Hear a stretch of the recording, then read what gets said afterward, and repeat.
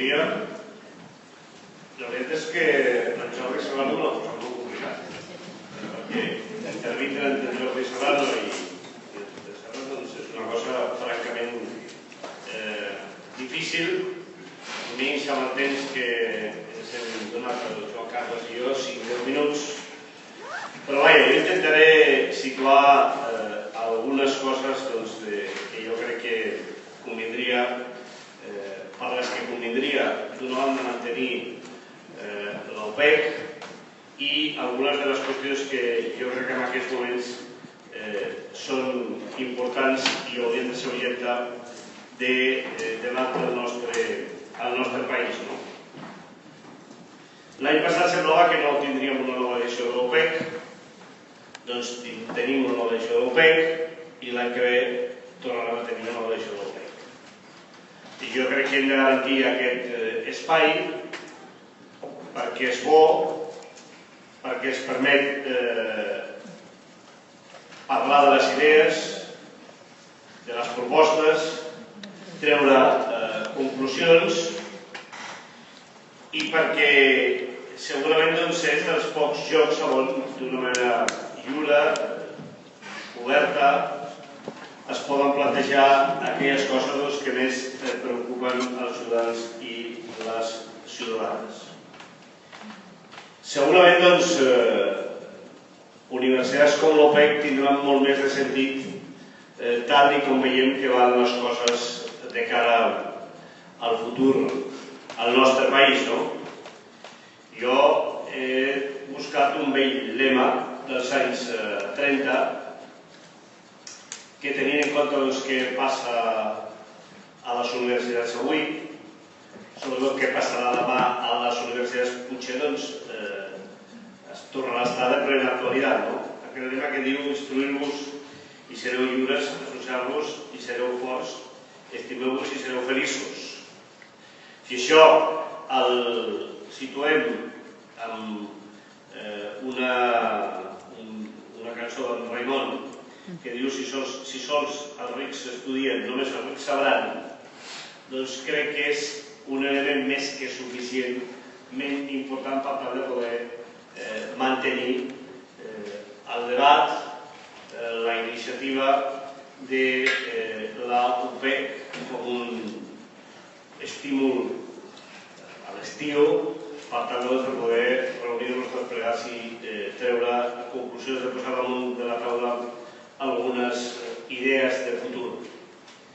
El Jordi Serrano ha fotut un continent de temes i d'idees per entrar al debat, que òbviament jo, amb el temps que tinc, no sé pot entrar, però que us demano que de cadascuna d'elles es podria fer una conferència perquè seran els temes segurament dels que parlarem amb els propers dies, amb els propers mesos. Ja no m'atreveixo a dir anys perquè ara les coses van tan ràpides que les coses que abans passaven 3 o 4 anys doncs ara perden actualitat en 15 dies. Només cal veure que van signar un acord de pensions que per cert recordo un dels anys de l'OPEC, no recordo, crec que va ser l'anterior o l'anterior va ser objecte de debat. Aquest senyor va vindre a defensar-lo i hi havia una part important de la gent que no veia aquell acord de pensions, van intentar explicar per què el signaven i ja veieu que als 6 mesos d'entrar en vigor ja està desitjat. Per tant, van tindre una discussió forta, profunda, que no sé qui tenia raó, però el que sí que sé és que ni tan sols aquest acord tindrà vigència i aplicació, perquè en 6 mesos el govern se'l ha despatxat i ja està en una altra dinàmica de reforma de pensions que no té que veure amb la que havíem pactat, que havíem acordat, que bàsicament el que volia era mantenir el sistema de cobertura de pensions.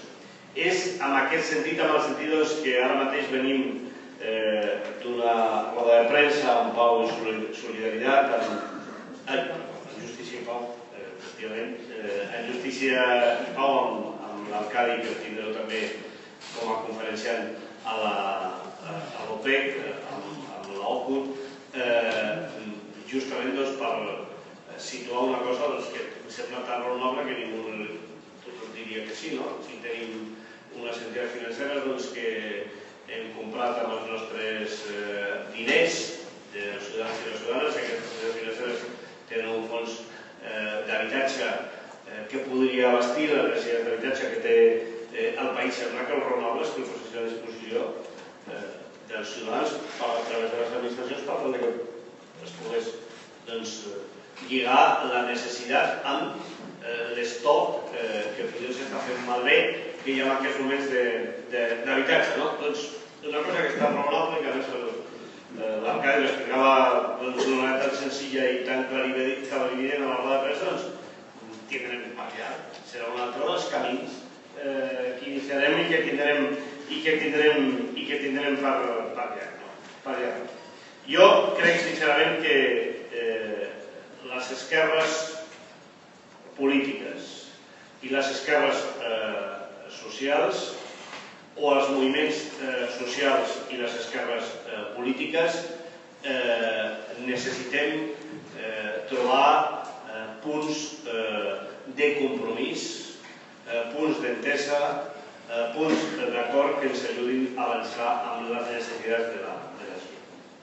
Des de la perspectiva sindical, aquest any, aquest curs de l'any passat, aquest de l'OPEC, totes dues organitzacions sindicals han fet congressos i hem sortit totes dues organitzacions amb un compromís clar de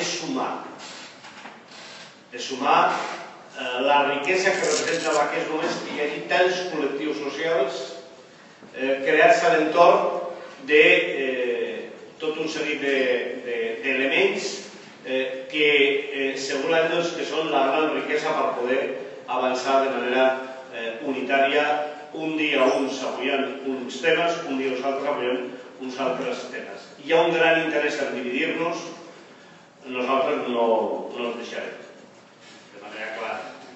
A mi això de nosaltres no ho aconseguirem. Nosaltres estarem colze a colze.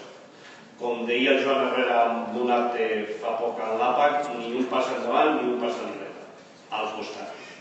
Perquè creiem que justament això és el que ens ha d'enfortir i el que ens ha d'ajudar a poder assolir fites seves i nostres i seves. I amb aquest camí és amb el camí que estem. I des del punt de vista de l'esquerra, jo crec que cal enllestir un projecte. Els moviments socials podem fer, i l'estem fent, un gran desplegament.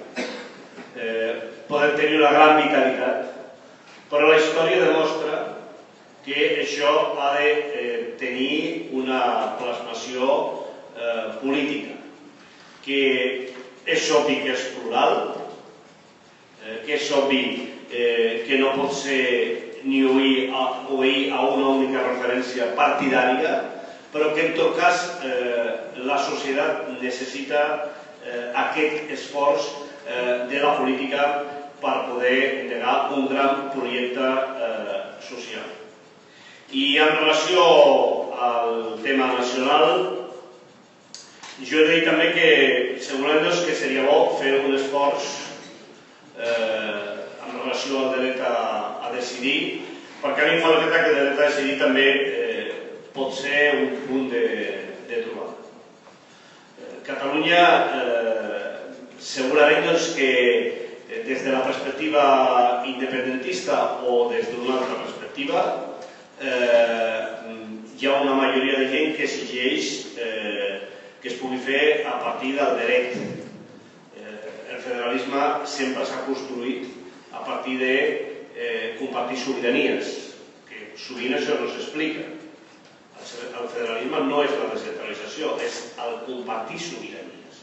I jo crec que en aquests moments, i només cal veure la història més recent en relació a l'Estatut de Catalunya, de compartir hem pogut compartir poc, perquè sempre ha estat perseguit per la decisió final d'un que està pel damunt. El federalisme, des del meu punt de vista, és la discussió, el debat i l'acord entre iguals, que a partir d'aquell moment doncs cadascú té la part que li pertoca. I jo crec que és un punt amb el que segurament seria bo que poguéssim trobar encontres. Acabo, perquè m'he enrotllat més del que tenia previst, dient que a mi em fa l'efecte que en aquests moments les polítiques socials i els debats socials són absolutament imprescindibles.